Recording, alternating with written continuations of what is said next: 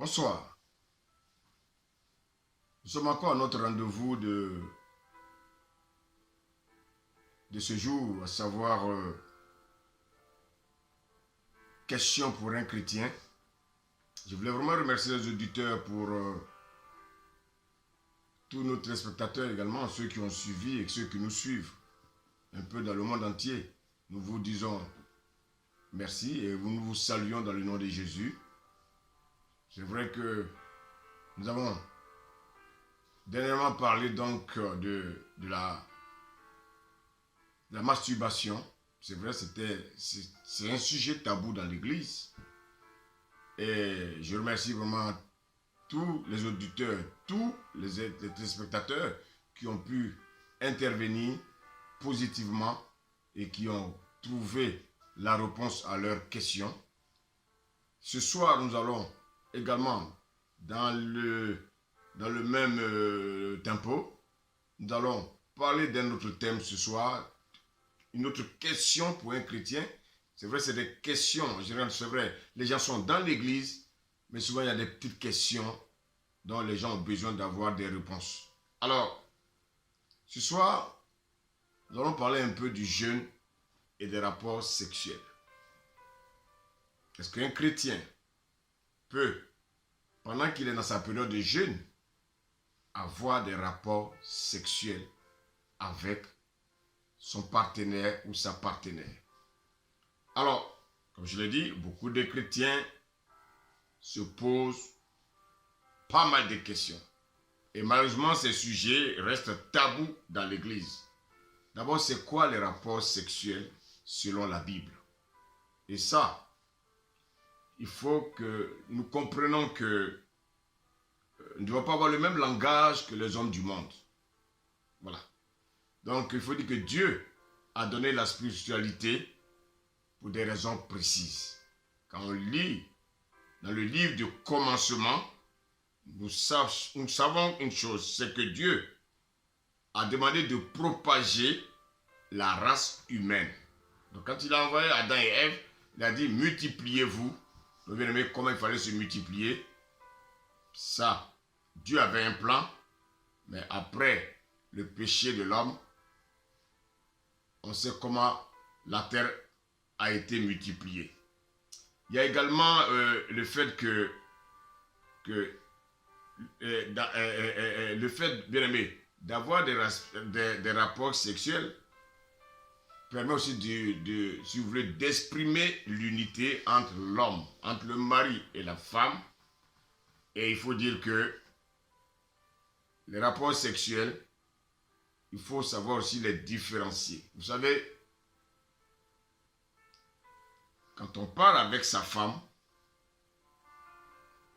la Bible utilise le thème, si vous voulez, l'expression, pardon, connaître. La Bible dit, Adam connut sa femme. Adam connut sa femme. Et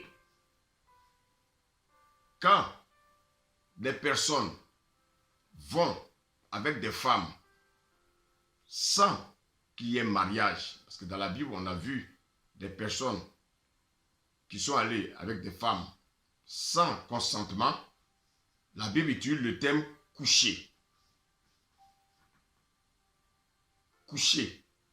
David a couché avec Bershéba. Ça, c'est dans le cadre de l'adultère, par exemple.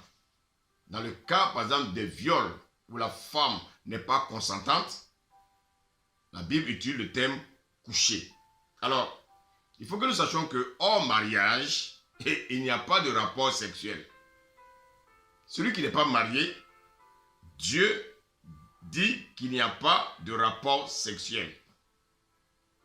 Et c'est très très important. Donc, connaître une femme hors du mariage, c'est ce que Dieu appelle l'impudicité. Et ça, c'est des choses que nous n'avons plus besoin d'enseigner aux chrétiens. Et malheureusement, beaucoup s'entêtent à désobéir, bien aimé, à cette parole de Dieu, cette recommandation que Dieu a donnée à son Église. Et même à tout homme qui vit sur la terre. Il faut dire que dans les temps anciens, l'acte sexuel était perçu comme quelque chose de sacré. Ah oui. C'était quelque chose de sacré. Mais aujourd'hui, qu'est-ce qu'on constate? Ceux qui n'étaient pas mariés n'avaient pas le droit d'avoir des rapports sexuels, sinon ils étaient lapidés. Mais malheureusement, qu'est-ce qu'on constate? Les hommes mal affermis ont désacralisé, bien aimé, l'acte sexuel. Aujourd'hui, l'acte sexuel est devenu un moyen de consolation pour certains, un moyen de réjouissance mondain et un moyen de perversion de ce siècle. Aujourd'hui, quand on voit des jeunes de 12 ans qui jouent avec le sexe, ils ne savent pas qu'ils sont en train de jouer avec leur vie. Les jeunes veulent satisfaire leur libido et qu'est-ce qu'ils font? Ils s'adonnent aux actes sexuels facilement aujourd'hui, comme lorsqu'ils ont peut-être une petite faim, ils vont à la cuisine, ils trouvent de quoi grignoter. Donc, bien aimé, quand ils ont une envie d'avoir des rapports sexuels, tout de suite, ils ont des moyens de trouver des solutions. Pourquoi? Parce que ce monde, malheureusement, est perverti. Alors, maintenant, pour le chrétien, est-ce que l'acte sexuel ou le jeûne participe à l'épanouissement du couple?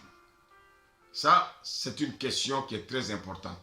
Mais il faut savoir que l'une est spirituelle, le jeûne, il est spirituel, et les rapports sexuels sont charnels. Je dis, le jeûne c'est une recommandation de Dieu, donc c'est un acte spirituel, alors que le rapport sexuel est charnel. Donc il faut savoir faire la part des choses. On doit s'entretenir dans le couple. On doit entretenir l'amour dans le couple. Mais je peux vous dire que la meilleure manière d'entretenir l'amour dans le couple, c'est quoi? C'est d'avoir plus une vie spirituelle. C'est vrai que l'acte sexuel peut contribuer, mais pas tous les jours. Alors que chaque jour, la Bible dit quoi? L'homme ne se nourrit pas seulement de pain, mais de toute parole qui sort de la bouche de Dieu. Nous devons rechercher notre pain quotidien. Et le pain quotidien, c'est quoi? C'est notre communion avec le Seigneur. Alors, quant aux chrétiens qui sont mariés, qui veulent jeûner et qui ont peut-être reçu des recommandations du Seigneur,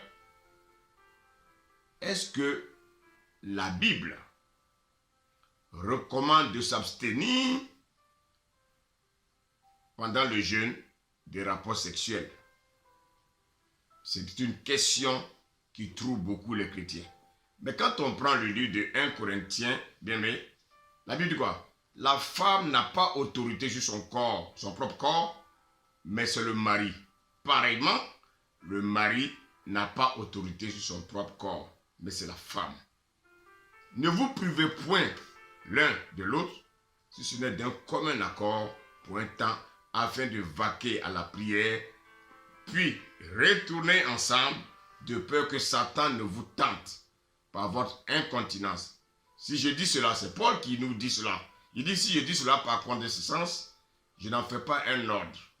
Alors, donc, bien aimé, quand on réfléchit à ça, cela me fait penser à Matthieu 18 qui dit que si deux d'entre vous s'accordent sur la terre pour demander une chose quelconque, elle sera accordée par mon Père qui est dans les cieux. Donc, bien aimé, déjà, par ce passage, tout de suite, on fait allusion au couple. Si le mari et la femme, bien aimé, se mettent ensemble par rapport à un sujet précis du couple, par rapport à même un sujet, un autre sujet qui concerne même la vie du monde, en fait, tout ce qui concerne, bien aimé, notre vie, Dieu écoute. Deux valent mieux qu'un. Alors, maintenant, si Dieu recommande, par exemple, au mari de jeûner, Si Dieu recommande par exemple à la femme de jeûner, est-ce que cela peut être un problème, peut créer un problème dans le couple à cause des rapports sexuels? Bien aimé, Dieu nous a donné l'intelligence de pouvoir communiquer. Et d'ailleurs, pour moi, un véritable couple chrétien doit ensemble jeûner. Si Dieu recommande au mari de jeûner, toi, la femme, tu peux l'accompagner dans le moment de jeûne. Vous savez pourquoi? Parce que ça renforce l'équilibre spirituel dans le couple. Non seulement ça renforce l'équilibre spirituel, mais également l'équilibre matériel. Dans le couple, Satan ne peut pas, bien aimé, venir s'insérer dans votre couple. Alors, je ne crois pas qu'un véritable couple chrétien, dans un véritable couple chrétien, un partenaire va refuser d'accompagner l'autre partenaire dans le jeûne et la prière. Parce que vous savez, comme je l'ai dit, ça consolide les liens, aussi bien spirituels que charnels. Alors, si l'un jeûne, l'autre peut l'accompagner dans son moment de jeûne et de prière. Et pour cela, il faut un accord. Un couple chrétien doit s'accorder. Vous vous accordez. Bien aimé, c'est ça la bonne communication dans le couple. Donc vous voyez que dans un couple, l'acte en fait qui apporte l'unité et la complicité, c'est d'abord la communication, c'est d'abord la prière. Les rapports sexuels renforcent le bien-être. Oui, ils renforcent le bien-être qui est neuropsychologique en fait. Alléluia. Ce qui apporte l'équilibre véritable d'un couple, ce n'est pas forcément les relations sexuelles. Sinon, il n'y aurait jamais de divorce. Demandez à des couples qui avaient pour plaisir le sexe. Qu'est-ce qui s'est passé quelques années après? Pourquoi ils ont divorcé? Parce qu'il y a eu le dégoût de l'un envers l'autre. On voit que c'est des choses qui sont périssables. Les rapports sexuels sont périssables. Mais bien aimé, notre communion avec le Seigneur n'est pas périssable. Les choses spirituelles ne sont pas périssables. Donc, dans le couple, il faut s'écouter, il faut s'entendre. Donc, vous voyez qu'en fait, ce n'est pas l'acte sexuel qui apporte l'équilibre dans le couple. Non, c'est plutôt notre communion ensemble avec le Seigneur qui apporte l'équilibre dans le couple. Donc, si le mari doit jeûner, si Dieu recommande au mari de jeûner, qu'est-ce qu'il doit faire? Il doit communiquer à sa femme. Sa femme peut l'accompagner même dans le moment de jeûne. Et donc, si il doit jeûner, qu'est-ce qu'il doit faire? Il doit donner totalement son être, tout entier, à Dieu. Souvent, nous oublions que notre corps ne nous appartient pas. Notre corps est le temple du Saint-Esprit. Il dit que celui qui détruit son corps, lui, va le détruire. Donc, bien aimé, n'oublions pas que si nous avons par moment des rapports sexuels entre mari et femme, c'est une très bonne chose. Dieu n'est pas contre ça. Mais lorsque Dieu te recommande de prendre un moment de jeûne, tu dois te rappeler que son corps, il a besoin maintenant de son corps. Parce qu'il veut avoir une relation, il veut avoir une communion avec toi. Il veut peut-être, bien aimé, te communiquer quelque chose. Mais tu es tellement dans la distraction que Dieu veut que tu prennes un moment parce qu'il a envie de te parler. Rappelez-vous quand vous lisez le livre d'Exode, dans Exode 19, Dieu va demander à Moïse de sanctifier le peuple. Il a même demandé au peuple, non seulement de laver les vêtements, mais de s'éloigner de leurs femmes pendant 3 jours. Donc, bien aimé, vous convenez avec moi que si Dieu même recommande ça à Moïse, cela signifie quoi? Cela signifie que, bien aimé, pendant qu'on est dans un moment de prière et de jeûne, on doit s'abstenir des rapports sexuels.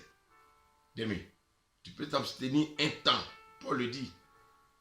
Vous vous abstenir un temps pour vaquer au jeûne à la prière. Il ne faut pas mélanger les choses charnelles et les choses spirituelles. Notre Dieu est saint. Et celui qui doit s'approcher de lui doit être sanctifié. Donc, bien aimé, si je décide de me sanctifier, si je décide de me mettre à part, bien aimé, je me mets soit à part avec mon épouse. Une fois que j'ai fini le moment de jeûne, je peux repartir avec mon épouse. La Bible quoi? L'homme quittera son père, sa mère, s'attachera à sa femme et les deux deviendront une seule chair. C'est une affaire de chair. Mais la Bible nous dit quoi?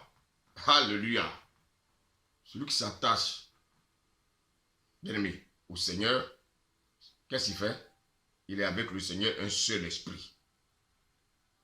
Donc, jeûner, c'est se rapprocher de Dieu.